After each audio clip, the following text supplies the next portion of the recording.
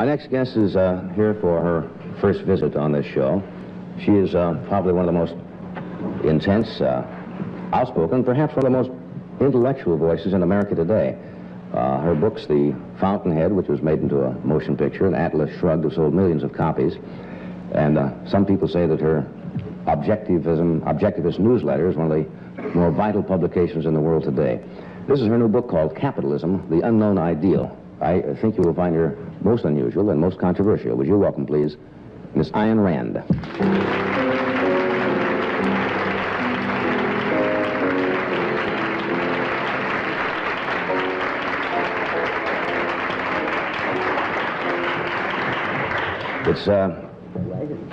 It's indeed a pleasure to have you with us tonight. I'm delighted to be here. I know that you probably don't appear on many shows of this nature. It's kind of a crazy entertainment show generally, although we do like to sit down occasionally and get some views of people that are important in the world today. Well, I don't disapprove of entertainment. In fact, I've been watching you many times. I'm very, very happy.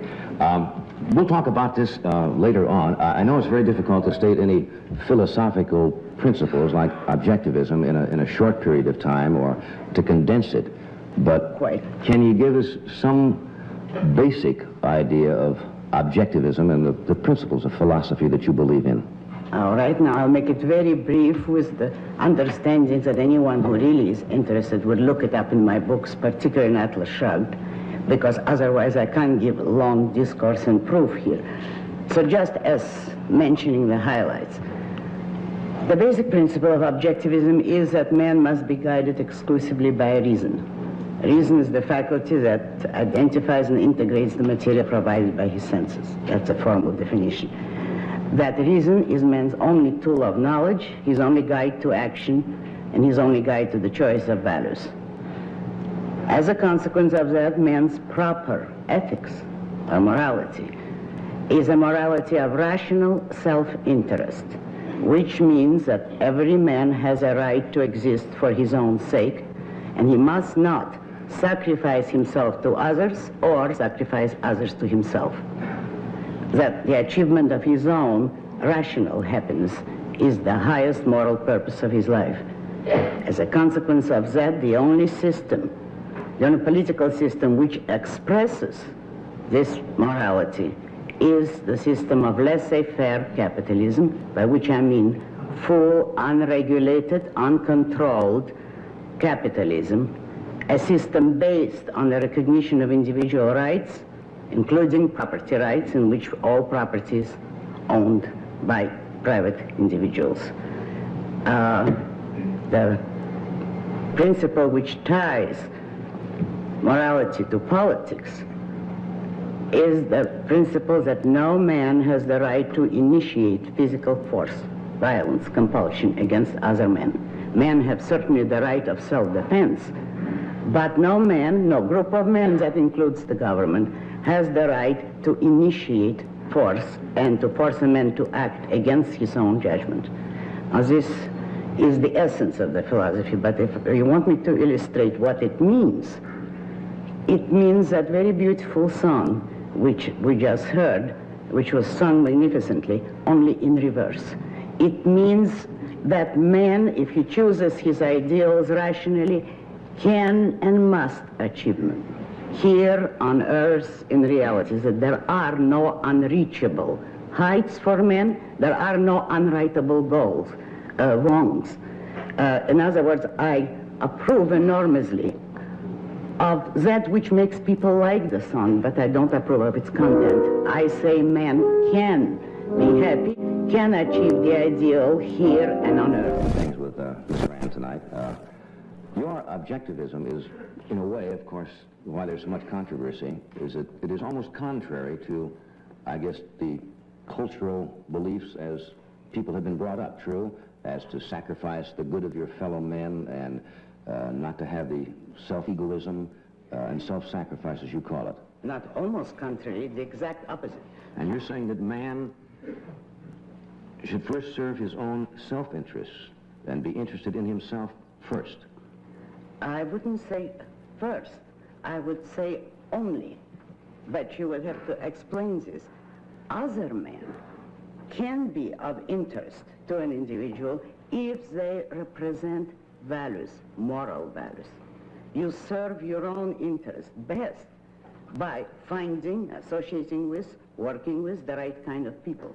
Therefore, other people can be a value, a great value to a man, but only when and if they correspond to his moral ideas, not otherwise. In other words, man does not have to serve anyone except himself, but he does, in effect, serve others when their interests and their values agree. Now, you said serve yourself. I think you said that you discuss values quite frequently, and why men need values and how they get their values. Because you say man comes into the world without any preset notion of values or concepts and learns. Why is it that we were discussing youngsters this afternoon that you find very young children who are by nature selfish? Young children are completely self-oriented. Now, do they learn that, or is that something that is inherent in the very young, that they are completely self-oriented? Well, I think that's inherent in everything that's living. It's inherent in any living entity, an entity which was not concerned with itself, or, to put it better, an entity that did not value itself, would not exist for very long.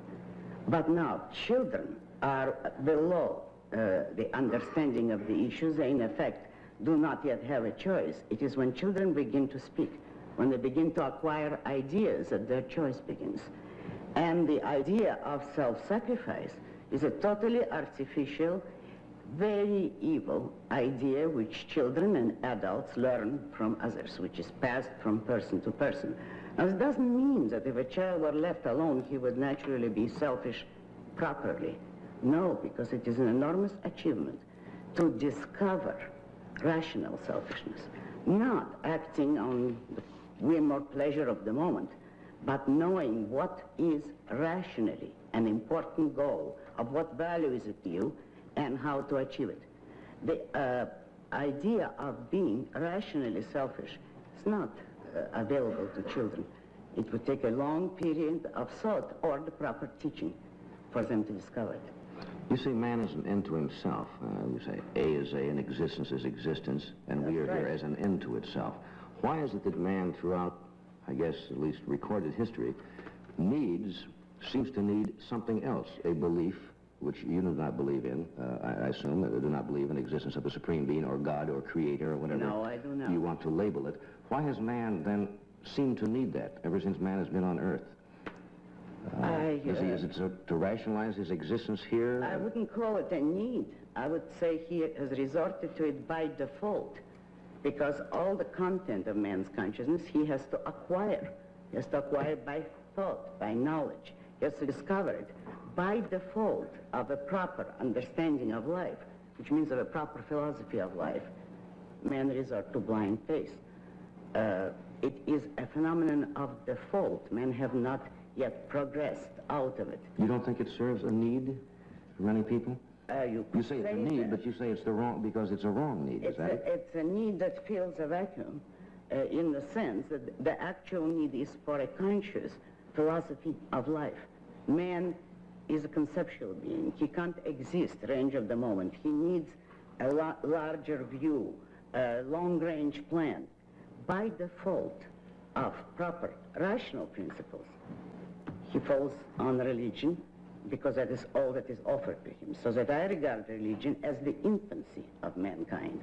It is the pre-philosophical stage, and a great many people are still in their infancy. You have many lectures at the colleges. Oh, yes. Do you find the feeling, that type of a feeling, away from religion per se, and more in your, as you say, completely rational reasoning, without faith? I've never attempted to take a poll of those issues, but I just wonder what they asked you and what they discussed with you. Oh, yes.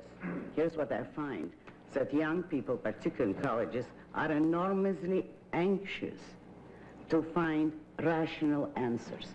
This is not to say that they will all necessarily always be rational, but they need the quest for understanding, for an integrated, consistent view of life is there enormously and tragically.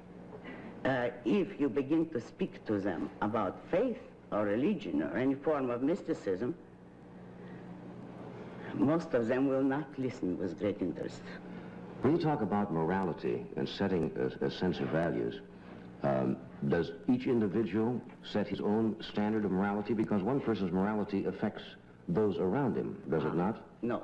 It does not? It affects it all right. No, but to say that each person sets his own standard would simply mean subjectivism. No, what sets the standards is the science of ethics. That is a branch of philosophy. Its particular task is to define moral standards. Then it is up to each individual to decide what he agrees with, which standards he considers right, if he thinks, which standards he considers rational. Now, an individual may discover a new set of standards, but it is not subjective. It is not just up to him. If he discovers such a subjective code, this is not really morality. It's not ethics. That's just what we call whim worship. You think it's immoral, if that's the right word, for somebody who is not productive or to not produce to capacity? No, I wouldn't say that. Well, suppose somebody doesn't want to, say, work.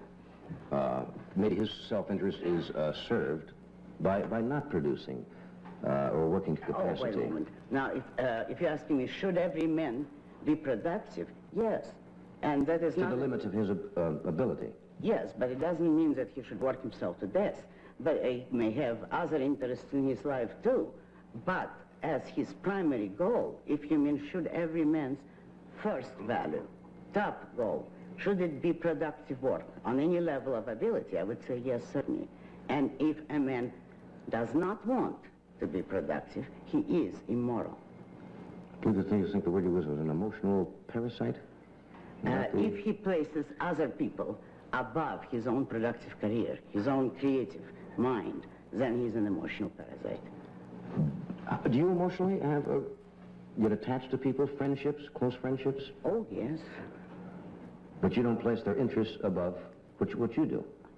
There's never any clash, because I would be friendly only with rational people, and among rational people, there's no clash. We'll be right back. Back with Ayn Rand now. Ed, did you say you wished to ask something? I was just wondering, in our culture, it seems that everything springs from the family relationship, the little tiny individual groups of husband, wife, child, or whatever. How does that grouping fit in with your philosophy? In other words, how do you share? Optionally. Optionally. I don't think that the family is the necessary unit of society, but I think it's precisely independent individuals that would make the best husbands and wives. If they share the same values, the same interests, they would form the proper kind of unions. It would be the lasting unions.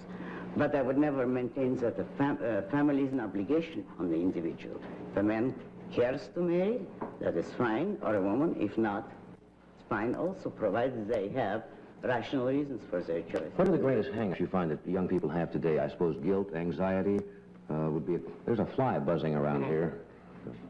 Maybe it's protesting. Protest?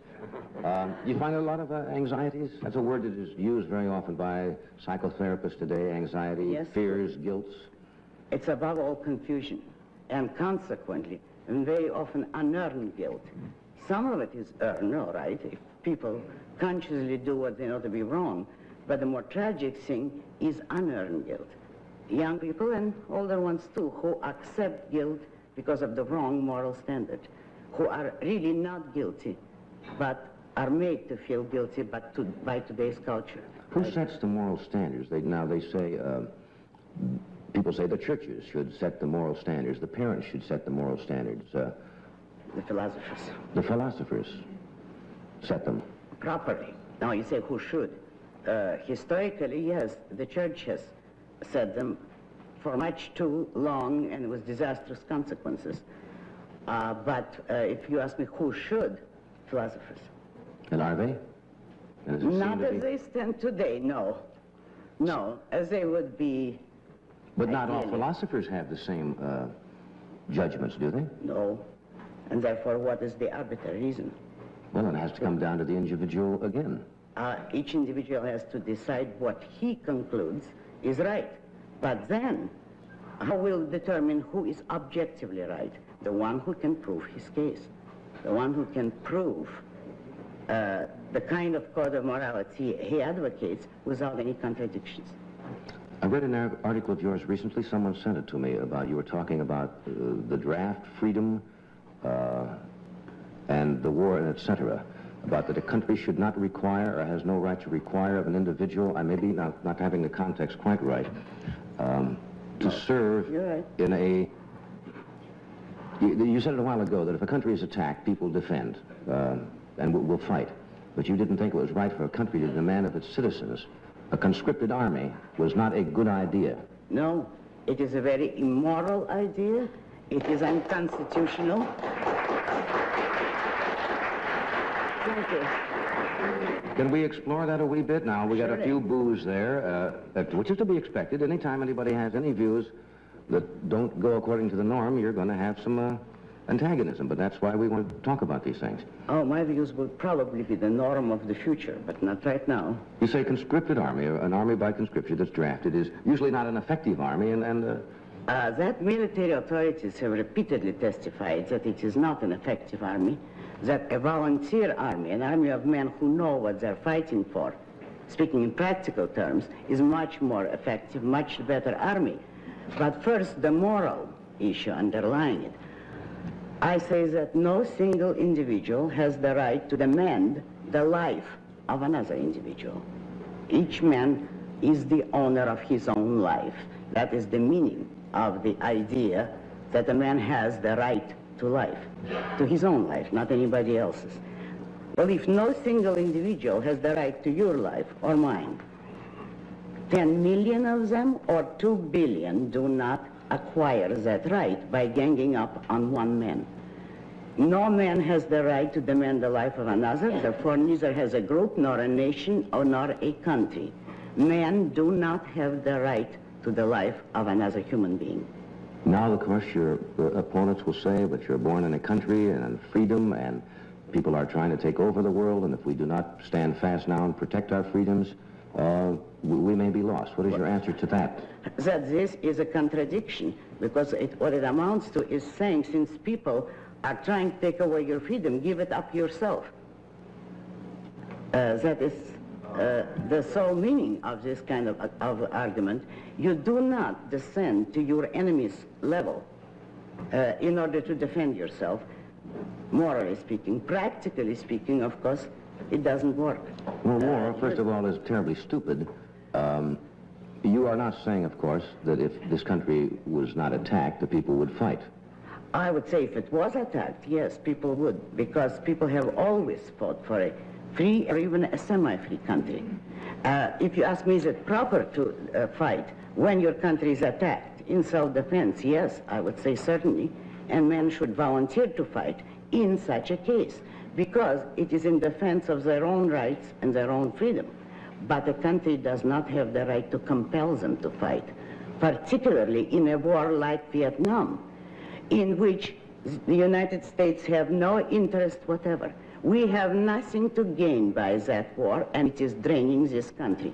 Therefore, I am enormously opposed to the whole Vietnam mess, but for the opposite reasons from those that those Vietniks are yelping about. I do not agree with them, but I am against the war in Vietnam because it is a useless and senseless war, and it does not serve any national interest. We'll be right back after this brief message. Stay with us. I don't know. We've got a couple of flies who's... I don't know what it is about those. They'll drive you crazy. What would you like to discuss? There's so many questions. Obviously, we're talking about the war. It becomes an emotional tug of war with many people, doesn't it? Because you hear the words patriotism, freedom, communist enslavement, and do you think sometimes people get emotionally involved in it rather than rationally exploring it? Today, yes. But that is the whole trend of today's culture, is that people act on the direction of their emotions.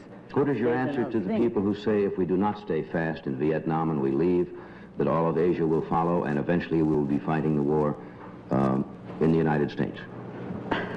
I would say Asia is not the place to start opposing communism. I would say we have given up so much in Europe where if you want to defend civilization, I say if, that's the place to begin. But strictly speaking, if we wanted to save the world from communism, it's not necessary to go to war. All what we have to do is stop helping them economically, stop building bridges to them, which have supported them for 50 years now. That country would collapse of its own evil if the semi-free world did not constantly help them.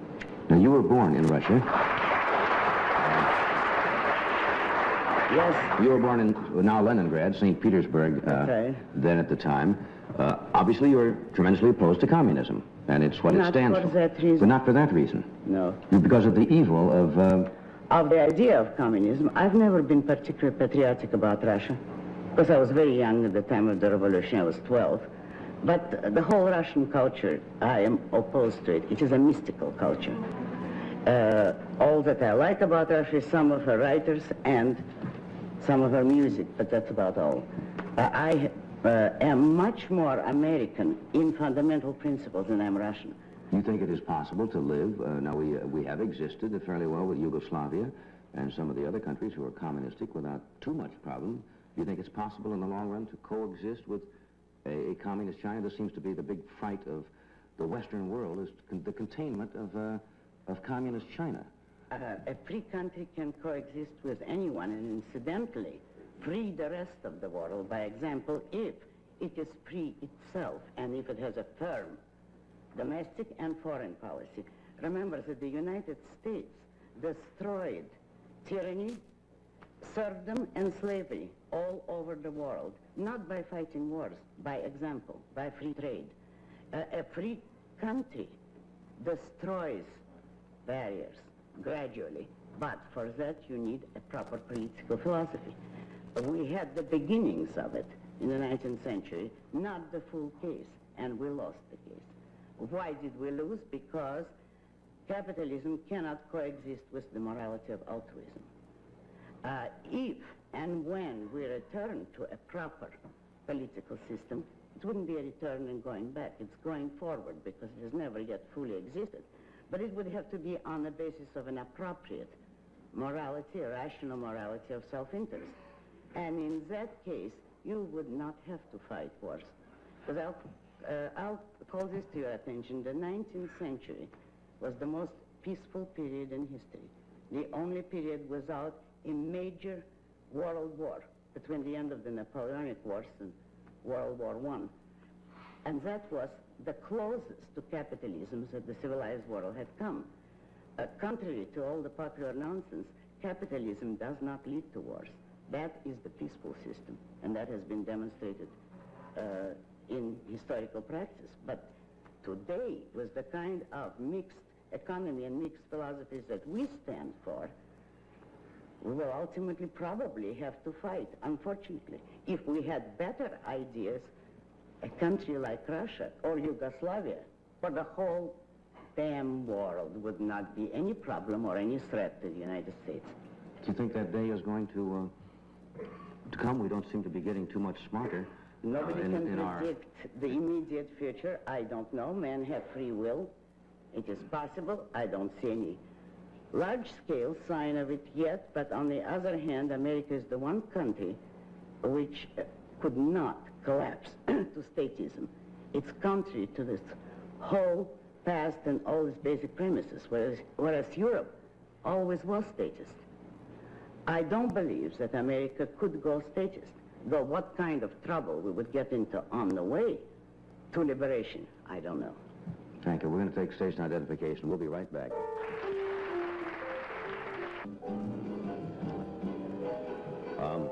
We've been talking the past half hour with Ian Rand, and Buster Crabbe, who was scheduled to be on tonight, will be with us next week. We got talking here, and I think everybody wanted to hear what you had to say. Now, a lot of people probably do not agree with a lot of your views, and when Miss Rand agreed to appear on the show, she only asked one thing. She says, he won't attack me. And I said, no, I wouldn't do that, because I don't think it's a good idea to invite a guest on the show and then take issue with their views, or to bring somebody else on with opposing views and have them sit and yell at each other for half an hour. I'd much rather have you here and express your philosophy, and other times we've had other people on the show who may have opposing views, but I think it makes for a much easier show, and people get more information from it that way. Oh, of course. I couldn't agree with you more. This is your magazine called The Objectivist, which does explain, and we only briefly touched into your philosophy tonight. If anyone wants full proof or greater discussion, this is where they will find it, in the magazine of which I am co-editor with Nathaniel Brandon, The Objectivist. Why is it to people, we talked about, you said you were an atheist, and why does that word bring up such violent reaction from people? I think mainly by surprise. You say, I'm an atheist and I don't believe in a creator, and they're not quite willing to... I've never found many people who did believe in God, but the idea of declaring yourself to be an atheist frightens them. Really, that's going on record, huh? That's my impression of people. That always reminds... Also, I must say, I don't associate with religious people. Not too much. Really? Well, not intimately, therefore I would not know what... Do you find some religious people who are intellectual? Oh, yes. Oh, yes. It's perfectly compatible to be intellectual and still believe in supreme being, isn't it? Perfectly compatible? No. It's not Some perfectly people compatible. combine it. All right. That way. Ian, thank you so much for being with us tonight. Thank you. We'll see you on Monday.